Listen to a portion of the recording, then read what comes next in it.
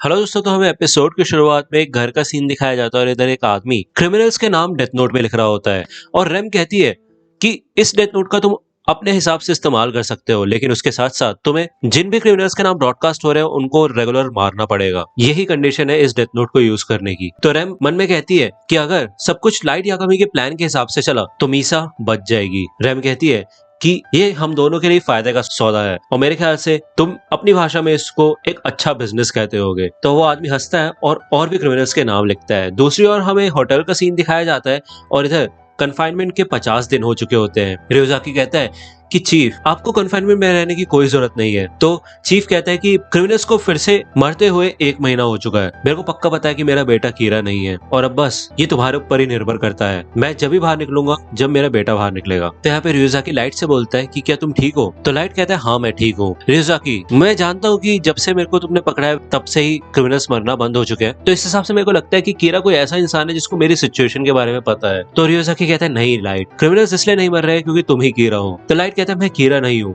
मैं कितनी बार तुम्हें ये बात बताऊं? तो रियोजाकी मन में कहता है कीरा को तो पता होना चाहिए ना कि क्रिमिनल्स फिर से मरना शुरू हो चुके हैं और लाइट तो ऐसे बिहेव कर रहा है जैसे कि उसको कुछ पता ही नहीं है। तो आइजाओ कहता है ये तो बहुत बुरा है। भले वो सस्पेक्ट है लेकिन लाइट को ये जानने का पूरा हक है कि क्रिमिनल्स फिर से मरना शुरू हो चुके हैं। तो यहाँ पे रियोजाकी मीसा से बोलता है कि क्या तुम ठीक हो? तो मीसा कहती है कि सच में तुम मजाक कर रहे हो क्या? मैं इस हालत में ठीक कैसे हो सकती हूँ? मुझे यहाँ से जाने दो, मैं लाइट से मिलना चाहती हूँ। तो आइजाओ कहता है कि रियोजाकी, तुमने इन तीनों को क्यों पकड़ रखा है? अगर तुम लाइट को निकाल दोगे तो हम चीफ को भी बाहर निकाल सकते हैं। क्रिमिनल्स फिर से मरना शुरू हो चुके हैं और मीसा और लाइट को किसी भी क्रिमिनल की इन्फॉर्मेशन नहीं मिली थी, ये तो हमें पता ही है ना। तो रियोजाकी कहता है नहीं, मीसा माने लाइट से हद से ज्यादा प्यार करती है। तो आइजा कहता है रियोजाकी, मुझे माफ करना लेकिन मेरे को ऐसा लगता है कि तुम लाइट को इसलिए नहीं छोड़ रहे हो क्योंकि तुम ये नहीं मानना चाहते कि तुम गलत हो। तो रियोजाकी कहता है हाँ, मुझे ऐसा लग ही रहा था कि तुम ऐसा कुछ बोलोगे। तो आइजा कहता है कि तुमने कहा था ना कीरा ने लेन डेल टेलर और एफबीआई एजेंट्स को मारा था। अगर कीरा सर्वेलेंस में रह के भी इन्फॉर्मेशन निकाल सकता है तो उसे लेन डेल टेलर और एफबीआई एजेंट्स को मारने की कोई जरूरत ही नहीं थी क्योंकि वो कभी पकड़ा ही नहीं जाता। कीरा कभी भी बिना किसी मकसद के नहीं मारता, तुमने खुद ही ऐसा बोला था, है ना रियोजाकी? तो मात्सुरो कहता है हाँ, अगर लाइट इस स्टेट में भी मार सकता तो इस हिसाब से तो उसे एफबीआई एजेंट्स को मारने की भी कोई जरूरत नहीं पड़ती क्योंकि उससे कोई फर्क ही नहीं पड़ता और अभी 50 दिन हो चुके हैं, इसलिए अब हमें उसको ऐसे बंद रखने का कोई मतलब नहीं है। तो आइजावा कहता है इसके अलावा हमें अभी असली कीरा को पकड़ने के बारे में सोचना चाहिए। तो यहाँ पे रियोजाकी थोड़ा सोचता है और लाइट को देखता है और कहता है चलो ठीक है, मैं समझ सकता हूँ। तो यहाँ पे रियोजाकी चीफ याकामी से बोलता है कि क्या आप टास्क फोर्स में वापस आ सकते हो? मैं आपसे कुछ डिस्कस करना चाहता हूँ कि हो क्या रहा है, लेकिन उससे पहले मैं आपसे लाइट के पिता के तौर पे बात करना चाहता हूँ। तो यहाँ पे रियोजाकी और चीफ होते हैं और रियोजाकी अपना प्लान चीफ को बताता है। चीफ ये प्लान सुन के काफी ज्यादा शॉक हो जाता है और उसका मुंह फटा का फटा रह जाता है। इसके बाद हमें 3 दिन बाद का सीन दिखाया जाता है और यहाँ पे चीफ एक गाड़ी में मीसा को कहीं लेके जा रहा होता है और मीसा के हाथ भी बंधे होते हैं। तो मीसा कहती है कि मैंने कभी नहीं सोचा था कि मेरा स्टॉकर एक इतना बूढ़ा आदमी होगा।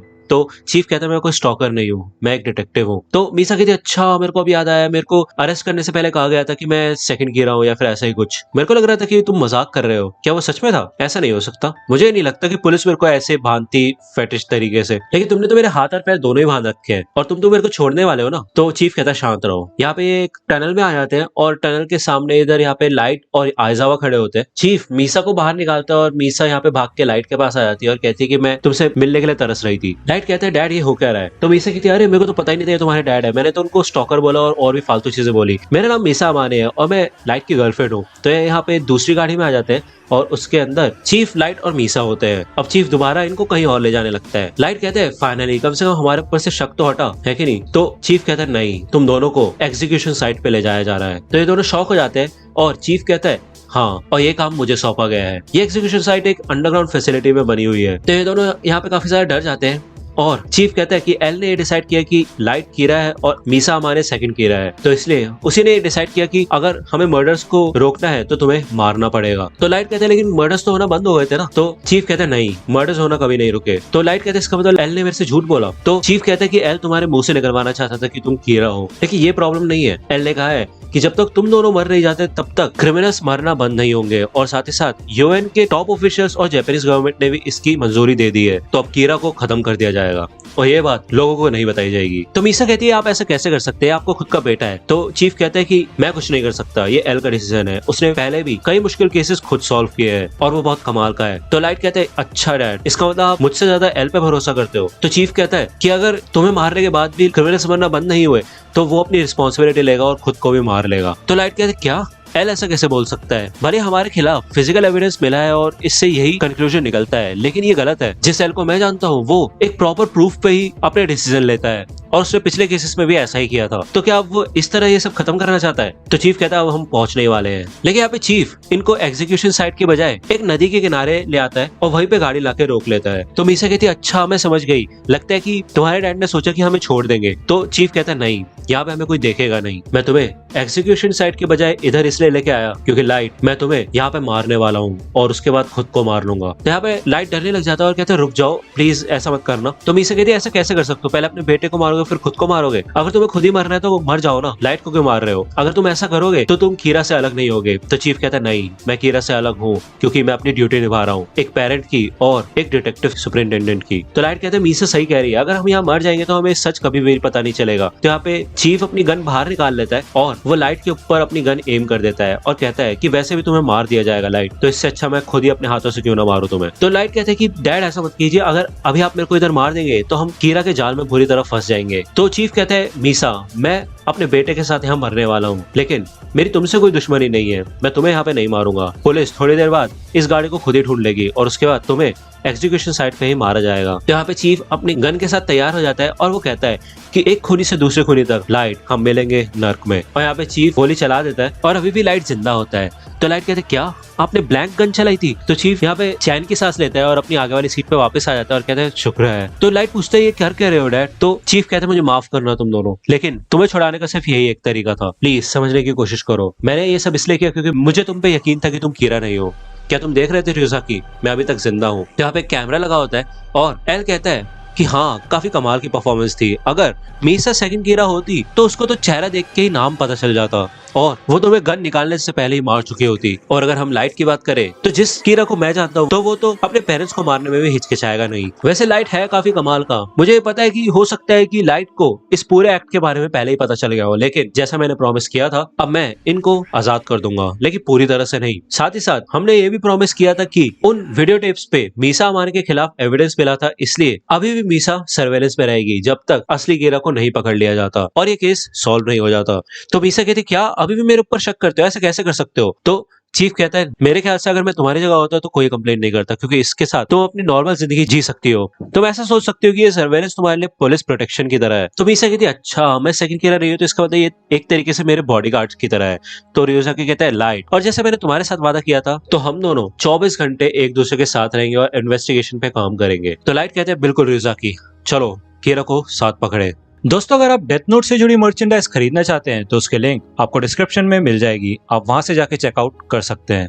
तो यहाँ पे हमें होटल का सीन दिखाया जाता है और हमें दिखाया जाता है कि इधर रियोजाकी ने एक हैंडकफ से लाइट और खुद को जोड़ दिया होता है। तो मीसा कहती है अच्छा इसका मतलब ये था कि तुम 24 घंटे साथ रहोगे, ये तो बहुत अलग है और अजीब है। तो रियोजाकी कहता है मैंने कहा ना ये मैं करना नहीं चाहता, मुझे करना पड़ रहा है। तो यहाँ पे मीसा रैंडम बातें करने लग जाती है। वो कहती है कि लाइट मेरा है, मैं तुम्हें उसके साथ शेयर क्यों करूँ, अगर तुम उसके साथ ही रहोगे तो मैं डेट पे कैसे जाऊंगी। तो रियोजाकी कहते हैं जो भी है लेकिन मैं हमेशा लाइट के साथ रहूंगा, तो तुम्हें उससे निपटना पड़ेगा। तो लाइट मीसा से कहते हैं मीसा सेल्फिश मत हो, तुमने ही वो टेप्स भेजी थी और तुम्हारे खिलाफ एविडेंस भी है, तुम्हें तो शुक्रगुजार होना चाहिए इस बात का कि तुम इधर हो। तो मीसा कहती है मैं तो तुम्हारी गर्लफ्रेंड हूँ लाइट, तुम ऐसा कैसे कह सकते हो, तुम मुझ पर भरोसा नहीं करते। तो लाइट कहते हैं गर्लफ्रेंड, तुमने कहा था कि तुम मेरे प्यार में पड़ी थी, मैंने कभी भी तुम्हें फोर्स नहीं किया। तो मीसा यार रोने लग जाती है और कहती है कि तुमने मेरा फायदा उठाया और मुझे किस की थी, जब तुम मुझसे प्यार ही नहीं करते तो तुम ऐसा कैसे कर सकते हो। तो यहाँ मीसा लाइट को मारने लग जाती है और इधर चीफ और आयजा इनकी हरकतों से परेशान होने लग जाते हैं। तो रियोजाकी मीसा से कहता है कि ये जो तुम कह रही हो कि पहली बार प्यार हुआ पहली नजर में, ये आओयामा में मई 22 को हुआ था है ना मीसा? तो मीसा कहती है हाँ तो क्या हुआ? तो रियोजाकी पूछते हैं उस दिन तुम आओयामा में क्यों गई थी, तुमने उस दिन पहना क्या था? तो मीसा कहती है मेरे को याद नहीं मैं वहां क्यों गई थी, मैं वैसे ही वहां जाती रहती हूँ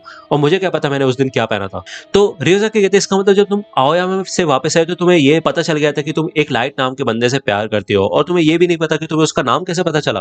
तो मीसा कहती है हाँ कोई प्रॉब्लम है? तो रियोजाकी पूछता है कि अगर लाइट कीरा होता तो तुम्हें कैसा महसूस होता? तो मीसा यहाँ पे और भी ज्यादा खुश हो जाती है। वो कहती है अगर अगर ऐसा होता तो ये एक बोनस की तरह होता, क्योंकि वैसे भी मैं कीरा की सपोर्टर हूँ क्योंकि उसने मेरे पेरेंट्स के कातिल को मारा था। इससे तो मैं लाइट से और भी ज्यादा प्यार करती। तो यहाँ पे रियोजाकी कहता है कि हम कीरा की बात कर रहे हैं और तुम उससे प्यार करती, तुम्हें उससे डर नहीं लगता? तो मीसा कहती है अगर लाइट कीरा होता तो उससे डरने की क्या बात है, और मैं तो वैसे भी कीरा की सपोर्टर हूँ, मैं तो एक तरीके से उसकी मदद करने की ही सोचती। तो यहाँ पे आइजावा और चीफ को और भी ज्यादा गुस्सा आने लग जाता, बस ये कंट्रोल करके बैठे होते। तो रियोजाकी कहते हैं इस हिसाब से तुम तो पक्का सेकंड कीरा हो, इसमें कोई गलती नहीं है। तो रियोजाकी कहता है इस हिसाब से तुम सर्वेलेंस में ही रहोगी और जब भी बाहर जाओगी तो हमें बताओगी, और अभी के लिए मिस्टर मात्सुरा तुम्हारे मैनेजर बनेंगे मात्सुई नाम से। मैंने तुम्हारी एजेंसी से पहले ही बात कर ली है, लेकिन मैंने उन्हें ये नहीं बताया कि मात्सुरा पुलिस से है, तो इसलिए उन लोगों को ये बात नहीं पता चलनी चाहिए। तो मीसा कहती है ये बूढ़ा आदमी मेरा मैनेजर? तो मात्सुरा कहता है नहीं मीसा मुझ में क्या खराबी है, मैं बिल्कुल ठीक हूँ। तो यहाँ पे आइजावा को गुस्सा आ जाता है और वो उठ के खड़ा हो जाता है और टेबल पे हाथ मारता है। वो कहता है बस बहुत हो गया तुम्हारा, ये मीसा की बात, डेटिंग किसिंग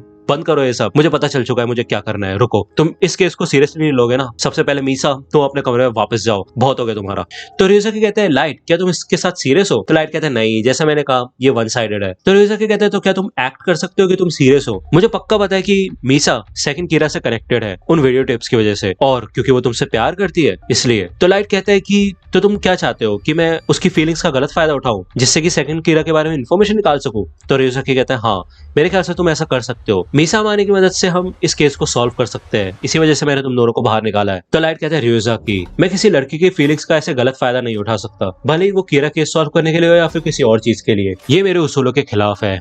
मुझे उम्मीद है कि तुम ये बात समझ सकते हो। तो रियोजाकी मन में कहता है ये क्या हुआ? मुझे ऐसा लग रहा है कि लाइट की पूरी पर्सनैलिटी ही चेंज हो चुकी है, क्या सच में कोई एक्टिंग कर रहा है? मुझे ऐसा लग रहा था कि कीरा मरने से पहले मीसा को कंट्रोल कर रहा है, लेकिन क्या ऐसा हो सकता है कि वो लाइट को भी कंट्रोल कर रहा हो? तो रियोजाकी कहते हैं चलो कोई बात नहीं, जो भी है बस इतना देखना कि मीसा केस से रिलेटेड इन्फॉर्मेशन कहीं लीक ना करे। तो लाइट कहता है कि रियोजाकी तुम देख रहे हो ना, हमें बार बार होटल चेंज करने होते हैं, अलग अलग जगह मिलना होता है, क्या हम ये बदल नहीं सकते? तो रियोजाकी कहता है हाँ मैं भी यही सोच रहा था। तो यहाँ पे रियोजाकी आगे जाता है और कहता है जब मैं यागामी और बाकी टीम से पहली बार मिला था तब से ही मैंने इस बिल्डिंग का काम शुरू कर दिया था और ये बस कुछ ही दिनों में कंप्लीट हो जाएगी। तो यहाँ पे हमें दिखाया जाता है कि रियोजाकी ने बहुत बड़ी 23 फ्लोर्स की बिल्डिंग्स बनाई होती है, 2 फ्लोर नीचे और बाकी के ऊपर, और साथ ही साथ बाहर से पता नहीं चलेगा लेकिन छत पे 2 हेलीकॉप्टर्स भी हैं। यहाँ पे हम जितना मर्जी चाहे उतना समय बिता सकते हैं, और अगर हमारे इन्वेस्टिगेटर्स की टीम बढ़ती भी है तो इस बिल्डिंग में 60 से भी ज्यादा लोग काम कर सकते हैं, और मीसा को तो कोई प्रॉब्लम ही नहीं होगी क्योंकि उसका अपना खुद का एक फ्लोर होगा। तो ये लोग काफी एक्साइटेड हो जाते हैं और इनको काफी अच्छा लगता है। मात्सुरा पूछता है कि लेकिन रियोजाकी तुम्हारे पास इतना पैसा कहाँ से आया इसको बनाने का? तो रियोजाकी कहता है कि जैसा तुम देख सकते हो कि मैं इस केस को सॉल्व करना चाहता हूँ, फिर चाहे कुछ भी हो जाए, इसका मतलब यही है। तो आइजावा कहते हैं मुझे समझ नहीं आया, तुमने क्वेश्चन का आंसर तो दिया ही नहीं जो उसने पूछा। तो लाइट कहता है हाँ ये मर्डर्स बहुत ज्यादा बढ़ रहे हैं, मैं उस बंदे को बिल्कुल भी माफ नहीं करूंगा जिसकी वजह से मुझे और मेरे डैड को इतनी दिक्कत सहनी पड़ी, तो मैं अपनी पूरी जी जान से कोशिश करूंगा इस केस को सॉल्व करने की। तो रियोजाकी कहते हैं जी जान से कोशिश करोगे तो क्यों ना मीसा के साथ जाके उससे इन्फॉर्मेशन निकलवाओ। तो लाइट कहता है जैसा मैंने कहा था रियोजाकी ये मेरे उसूलों के खिलाफ है। यहाँ पे आइजावा कहता है वैसे कमाल की बात है, चलो फिर रियोजाकी, चीफ यागामी, लाइट, चलो इस केस को हम सॉल्व करेंगे और कीरा को पकड़ेंगे। तो मात्सुरा यहाँ पीछे से आता कहता है मुझे भूल गए क्या, मैं भी तो हूँ केस में। यहाँ पे हमें दूसरी ओर योत्सुबा ग्रुप का सीन दिखाया जाता है और ये एक कंपनी होती है, यहाँ पे एक मीटिंग चल रही होती है। वो कहते हैं लगता है हम सब यहाँ पे आ चुके हैं, तो अपनी मीटिंग शुरू करते हैं। मीटिंग योत्सुबा ग्रुप के ग्रोथ को बढ़ाने की, जिससे कि हमारी कंपनी दुनिया में सबसे बड़ी बन जाए। तो अब हमें आगे किसको मारना है? तो एक एम्प्लॉय कहते हैं हर हफ्ते किसी को मारना यार थोड़ा डिफिकल्ट है और थोड़ा अजीब भी लग रहा है, मतलब ऐसा कैसे हो सकता है कि कीरा इस तरह से लोगों को मारने लगा है, क्रिमिनल्स को छोड़ के वो बिजनेसमैन को मार रहा है, ऐसा कैसे हो सकता है? तो एक एम्प्लॉय कहते हैं हाँ मेरे ख्याल से तो कीरा हमारे बारे में ही सोच रहा है और हमारा ही फायदा है इसमें। तो दूसरा एम्प्लॉय कहते हैं कि फिर कीरा हमारी ही मदद क्यों कर रहा है, वो हमारे कंपनी के किसी एम्प्लॉय को तो नहीं मार रहा। तो ये एम्प्लॉय कहता है कि हाँ अगर तुम ज्यादा बेवकूफी करोगे तो हो सकता है कीरा तुम्हें ही मार दे। ये कहते हैं कि अभी भी हम जवान हैं और हम इस कंपनी के सीईओ बनने के लायक हैं, साथ ही साथ हम सबकी सैलरी बाकी एम्प्लॉय से ज्यादा बढ़ चुकी है। लेकिन ये काफी अजीब लगता है कि कीरा हमारी कंपनी का साथ दे रहा है, तो इसका मतलब यही होगा कि हम ही में से कोई कीरा होना चाहिए। तो यहाँ पे हमें सभी एम्प्लॉयज के नाम बताए जाते हैं और एक एम्प्लॉय कहता है चलो फिर अपना काम शुरू करते हैं। तो क्या कोई डिसाइड करना चाहता है कि किसको मारा जाए? यहाँ पे रैम खड़ी होती है और वो कहती है कि इंसान सच में बहुत घटिया जीव होते हैं। तो दोस्तों आज की वीडियो के लिए सिर्फ इतना ही। आई होप कि आपको ये वीडियो पसंद आई होगी। अगर आपको ये वीडियो पसंद आई हो तो प्लीज लाइक कीजिए, अपने दोस्तों के साथ शेयर कीजिए और मेरे चैनल को सब्सक्राइब करना मत भूलेगा। और अगर आप मुझे कांटेक्ट करना चाहते हैं तो आप मुझे इंस्टाग्राम पे कांटेक्ट कर सकते हैं, मेरे पेज की लिंक आपको डिस्क्रिप्शन में मिल जाएगी। मिलता हूँ आपसे अगले वीडियो में, तब तक के लिए गुड बाय।